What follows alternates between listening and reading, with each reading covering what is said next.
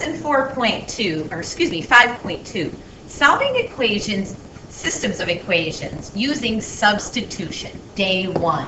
So this means we're going to spend a couple days on this. And the key word that I'm going to highlight in this process is substitution. So solving systems of equations. We're going to write up at the top of this, up on your margin for right now. Yesterday, we solved systems of equations by graphing them. Okay? We graphed two lines. We found out where they intersected. And we called that our solution. Okay? Where those two lines bumped into each other. So now we're going to solve another system of equations. Same type of thing, but we're not going to use a graph anymore. We're just going to use our equation solving skills to do this by substitution. So we're going to have a second method here. So we're also going to solve our systems by substitution. In substitution, I said we're going to use our equation solving skills. No graphs, okay? We're not going to use any graphs. So we're still going to solve systems, but without the use of graphs. So way over on the right-hand side of your paper, I'm going to give a little example here so we can talk some more about this word substitution. Okay, so here's our example. If I gave you an expression, very simple, x plus 3, and I told you that what is the value of this expression if x equals 2? So what do we mean by that? If my expression is x plus 3 and I want to know what would this equal if x equals 2? So I would want you to take, let's see if I can move this. Nope, that's not going to work. Good, best laid plans there. I want to take and substitute my value of 2 in for where there's an x. So I would say take and substitute. Put this value of 2 in where the x is. You're substituting. You're putting in a value into a specific spot. In this case, x equals 2, so we're going to take that 2 and put it in place of the x. So now, what does that expression equal? What is 2 plus 3? Well, now we know that it's 5. So just to kind of get an idea what substitute means. So let's do another one. What if my expression was, let's get a little crazy here, 2x minus 1. And I told you, what is the value of this expression if x equals 3? What is the value of 2x minus 1 if x equals 3? Well, we've got to substitute that 3, okay, in where we see the x. So we would put the 3 just in place of that x. Now we got to think, what's going on between the 2 and that 3 that I just placed? We know that multiplication is going on there.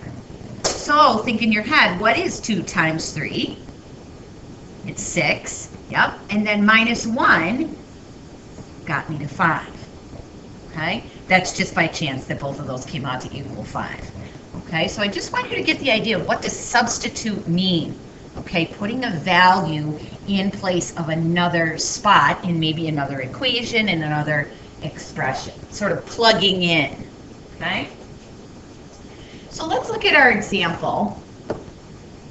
3x minus 2y equals 4, and x equals 2. And remember, it's a system of equations. And what did we say systems were yesterday? We have two equations with two variables. Okay, or more than one equation with more than one variable. So we have x's and y's that we have to solve for.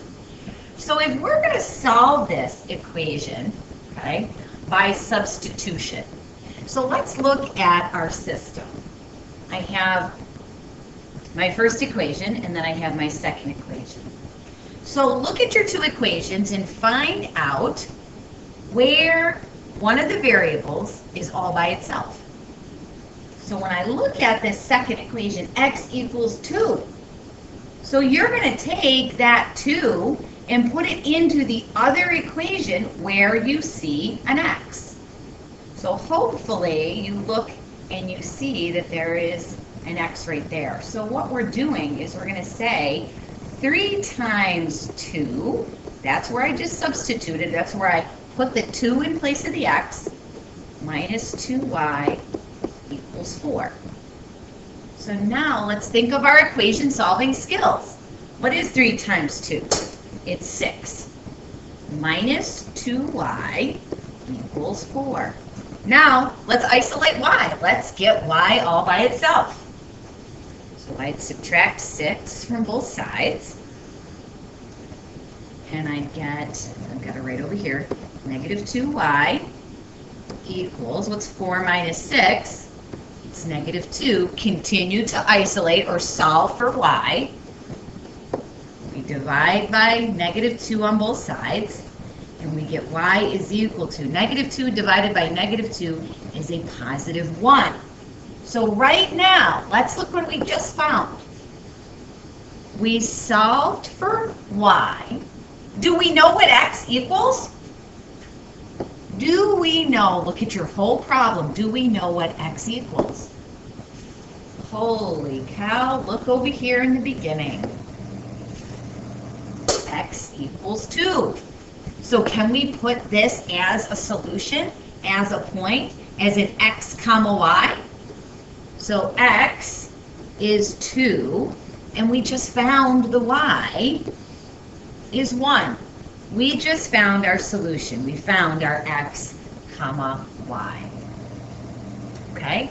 By substitution. No graphing.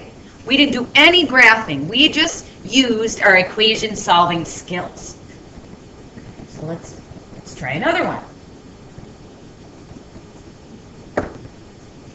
So solve this system. We have y equals 3x and 2x plus 5y equals 34. Do I have an x or a y all by itself already in one of my equations? Is there an x or a y all by itself? Hopefully you're saying yes right here. Y is all by itself right there. So y is equal to 3x. So I'm going to circle it. So we're going to put that 3x in place of the y in the other equation. Right there. Okay, I see that y. So I'm going to rewrite. I'm going to say 2x plus 5, but it says y. Well, we got to put that 3x where we see that y. That's where I just had to put that 3x in place of that y. Equals 34. There's my substitution step. I just did my substitution right there. Now let's use our equation solving skills. 2x plus, what's 5 times 3x? What do you think that is? So 5 times 3 is 15. So 5 times 3x is 15x equals 34. Again, continue to use those equation solving skills. Let's combine like terms. So 2x plus 15x is 17x equals 34. And now continue to solve for x. So we would divide by 17, and we get x equals 2. Wow, we just found the x part of our solution. I've got to find the y. Do we know what the y is right now? Let's see. Do we know exactly what y is? So right now, I know that 2. I need the y.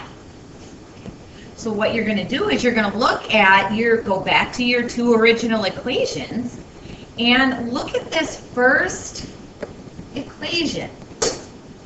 This first equation, I'm going to draw a crazy arrow. And I'm just going to rewrite that first equation, y equals 3x. So if we're looking to find out what y equals, equals 3. Didn't we just find what x is? So it's like we're doing substitution again. We just found that x is equal to 2. So what is our y? 3 times 2 is 6. So I just found the y part of my solution. Now I have a completed solution. I found what x equals, and then I used my problem and I found what y equals. All right, let's try one more. So we've got our system of equations, and I look at it and I say, okay, is an x or a y all by itself, all alone? And I look at my first equation, and hopefully you see that that x is all alone in that first equation.